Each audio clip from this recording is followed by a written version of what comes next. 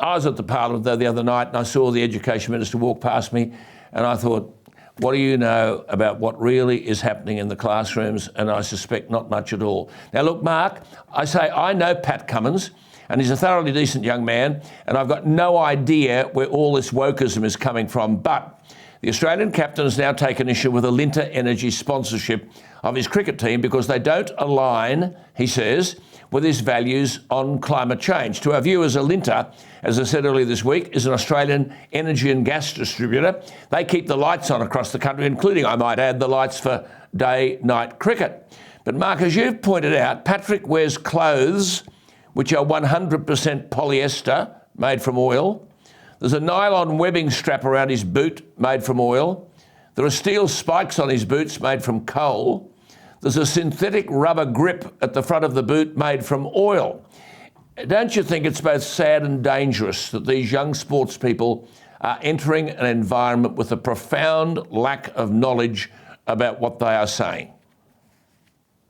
Yeah, they're articulating a political fashion without the clear evidence or understanding of their own standards in life. It's not just what he wears on the cricket field. He lives in a big Eastern Suburbs mansion, flies the world, goes to India, earns a huge amount of money burning carbon, essentially. And he'd have a personal carbon footprint that'd keep an African village alive. So I think, unfortunately, Pat Cummins, who I'm sure is a decent fellow, diminishes himself very much in the public eye through the hypocrisy, just the rank hypocrisy. And in terms of Alinta Energy, Alan, he was part of their advertising campaign not long ago. Has he given that money back? He would have been paid a good coin for the Alinta Energy advertisements on our TV screens earlier this year and late last year. And for Alinta Energy, we should listen to what their CEO said at the recent Financial Review Energy Summit, where he said they're being asked to abandon 1,000 megawatts of power generation by coal-fired generation that cost $1 billion, and it's costing the company $8 billion to replace it. So there's an 800%. There's your answer on energy prices. What had cost $1 billion in generation now costs $8 billion. An 800% price markup, and Pat Cummins is not paying it.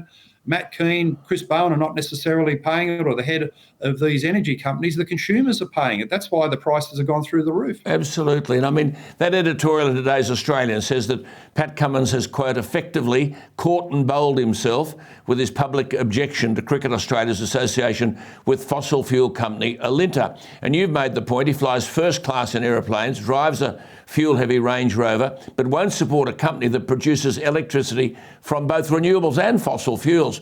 I mean, what should Cricket Australia do here? I mean, I know what I would do. I would say, well, look, I'm sorry, this is where our revenue comes from. It's part of the revenue. If you don't like it, you'll have to go somewhere else because this is how we keep the game going. Well, the sporting organisation should say politics and sport don't mix.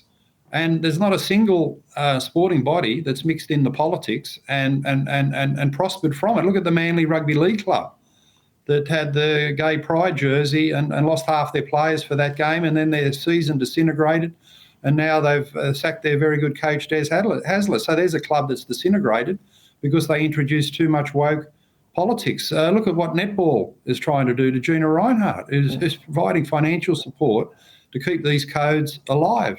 Look at the foolishness of the AFL and the way they've burned off a whole generation of supporters by mixing politics and sport. So, Australians love their sport, and we go to sport generally, Alan, to get away from things like politics. We go to sport for relaxation, to escape things like the political battle and enjoy the athleticism and the excellence of the athletes, not to hear them get on a soapbox like Pat Cummins and others and start to lecture us about political content. Yeah, I mean,